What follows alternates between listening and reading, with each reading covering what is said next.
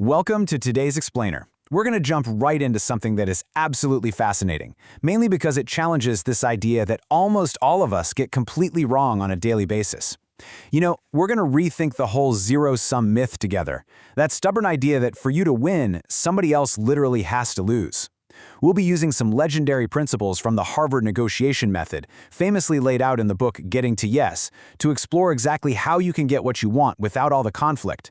So let's look at our first major mindset shift. Negotiation isn't war, right? Yet, if you're like most of us, your heart rate probably spikes just thinking about asking for a raise. Heck, even just trying to figure out holiday plans with your in-laws can make you tense up. We put this invisible armor on, and we feel like we're stepping onto a battlefield where every single concession is some kind of casualty. It is incredibly frustrating, it's exhausting, and honestly, it creates this combative vibe that just ruins relationships. But as the Harvard experts point out, this whole warfare mindset is the exact opposite of what actually brings success. So, that brings us to a huge question. Why do most people fail? If you're out there trying so hard to win, why on earth do we walk away with terrible deals or maybe no deals at all? Well, the core premise here is super interesting. Treating negotiation like a battle to be won is the exact reason most people fail. Because we think it means defeating someone else, we completely blind ourselves to how a successful agreement actually works. To fix this, we're going to break down 5 massive paradigm shifts for collaborative problem solving today. First up, focusing on interests over positions. Second, using objective standards. Third, creating mutual gain. Fourth, leveraging your real power with BAT&A. And finally, separating people from problems. Okay, let's jump straight into our first pillar, interests over positions. You see, when people negotiate, they usually get totally stuck in a battle of rigid demands, what we call their positions. They basically plant a flag in the ground and just refuse to budge. But we need to do what I call the why pivot. Great negotiators don't just stare at the what being demanded. They dig deep into the why. You really have to ask why the other person wants this in the first place. Uncovering their underlying interests is absolutely crucial. Because if you only argue about positions, you're just bumping heads. But if you discover their true interests, that's when you actually find a path forward. Moving right along to Section 2, the second pillar, use objective standards. So what happens when those interests we just talked about genuinely conflict? Like, how do you resolve that without reverting right back to a stubborn, table-pounding shouting match? The rule here is incredibly simple. Do not fight over opinions. When you rely on subjective opinions, like who thinks what is fair or who feels they deserve more, you are guaranteed to hit a brick wall. Opinions are tied to ego, and man, when egos clash, frustration just goes off the charts. You end up arguing in circles because, well, nobody wants to be the one who backed down. Instead of opinions, you've got to shift to neutral ground. Things like facts, data, market value, and fair standards. Think about it. If you're negotiating the price of a used car, you don't argue about what you feel it's worth in your heart. You look at the established market value, right? You look at the data. When everybody trusts the rules of the game, coming to an agreement becomes so much easier. You take the messy emotion out of it and just let the facts do the heavy lifting.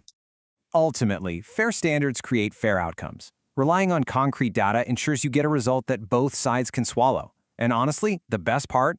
They can accept it without feeling like they got scammed. No one loses face, no one is forced to surrender to the other person's ego. You both just defer to a fair standard. Which brings us to the third pillar, create mutual gain. Now that we've managed to strip the ego and the opinions out of the room, we can completely shift away from that zero-sum game and really focus on win-win thinking. The absolute best deal is not some scenario where one side raises their arms in victory while the other side limps away. Not at all. The true mark of a successful negotiation is a situation where both parties actually leave stronger and better off than they were before they sat down. And it really all comes down to this one idea, expand the pie. This is such a cool, powerful concept. Instead of two people aggressively fighting over a very limited set of resources, arguing over who gets the bigger slice of a tiny pie, great negotiators look for ways to bake a bigger pie altogether. By combining your underlying interests, you can often invent creative options for mutual gain that neither of you would have ever thought of on your own. All right, on to the fourth pillar. Let's talk about your secret weapon, BAT&A. Up to this point, we've talked a whole lot about collaboration and being fair, but what actually gives you the confidence to negotiate if the other side is just refusing to play ball? Well, it's an acronym called BAT&A, Best Alternative to a Negotiated Agreement. Before you ever pull up a chair to negotiate, you need to know exactly what you'll do if you walk away without a deal. This is what empowers you. Knowing your walkaway options dictates your actual, real-life leverage in that room. The big takeaway here is that your BATNA is your real power. It's literally that simple. The stronger your alternatives are outside the room, the stronger your position is at the table. If you've got a fantastic backup plan waiting for you, you cannot be bullied into a bad deal. You're negotiating from a place of absolute security. Finally, we reach our fifth pillar, separate people from problems. That sense of security from your BATNA leads perfectly into the philosophical cornerstone of this whole method. It's the big idea that ties the whole shebang together. Great negotiators don't defeat people, they solve problems. Remember, negotiation isn't you against them, it's you and them teaming up against a shared problem. When you separate the people from the problem, you can afford to be soft on the people, be respectful, be understanding, while being absolutely relentless on the problem itself. That is the magic formula for getting what you want without creating enemies. So as we wrap up this explainer, I want to leave you with a provocative question to chew on. Are you defeating people or are you solving problems?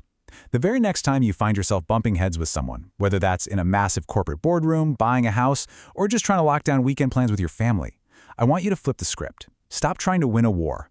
Uncover their interests, use those fair standards, expand the pie, lean on your walkaway power, and attack the problem, not the person. If you apply these tools, you are going to be blown away by what you can achieve.